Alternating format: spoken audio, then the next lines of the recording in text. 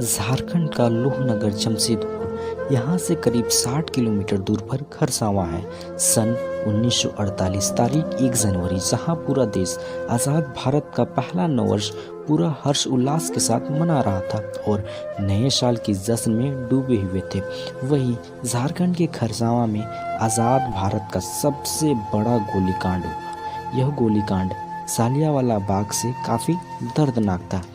बात है सन 1948 की। उस समय खरसावां बिहार का हिस्सा हुआ करता था और कई रियासतें भी थी।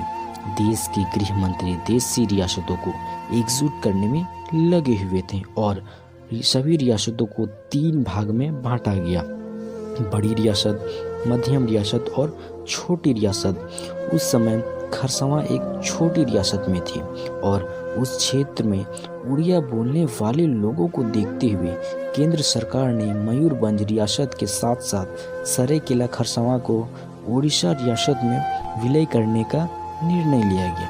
समझौता पूरी तरह हो चुकी थी और उस समय के राजा भी मान चुके थे, लेकिन बात तो तब बिगड़ी जब वहाँ के आदिवासियों ने उड़ीसा के साथ विलय होने में साफ साफ इनकार कर दिया, क्योंकि जनता ना तो उड़ीसा में मिलना चाह रही थी और ना ही बिहार में। उनकी साफ साफ मांग अलग राज्य झारखंड की थी और आदिवासी पूरी तरह से आंदोलन कर रहे थे।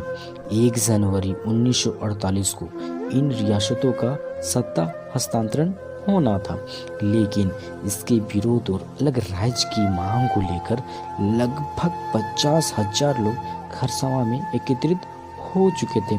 आंदोलन के नेतृत्वकर्ता और वहां के मुख्य वक्ता जयपाल सिंह मुंडा थे, लेकिन किसी कारणवश वह वहां नहीं पहुंच पाते हैं और तत्कालीन सरकार 1 जनवरी को किसी भी हाल में सभा नहीं होना देना चाह रही थी। दूसरी ओर इस सभा में हिस्सा लेने के लिए झारखंड की अन्य जगह के लोग आए हुए थे।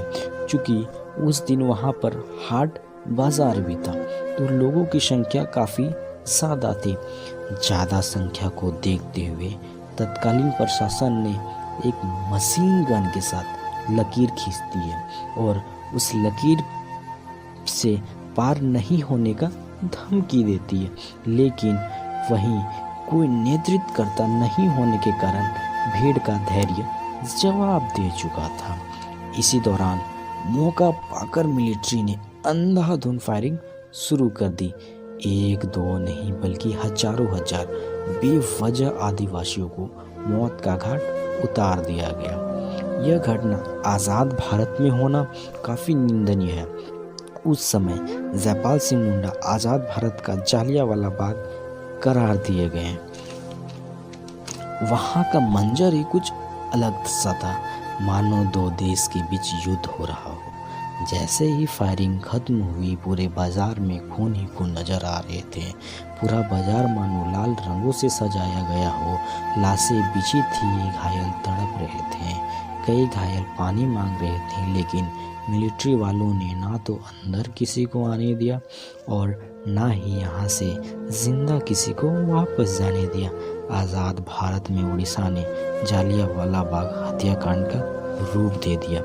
यही नहीं, सर्वसत्ता की सारी हदें पार करते हुए जैसे ही शाम ढला, लाशों को ठिकाने लगाना शुरू कर दिया गया। 6 ट्रकों लाशों को भेज कर या तो दफन कर दिए या फिर जंगलों के बागों को खाने के लिए फेंक दिया। नदियों की तेज धाराओं में लाशों को फेंक दी गई तो कई बुरे सलूक किए गए और जनवरी के कड़ाके के ठंड में कुछ घायलों को छोड़ दिया गया और मांगने पर पानी तक नहीं दिया गया।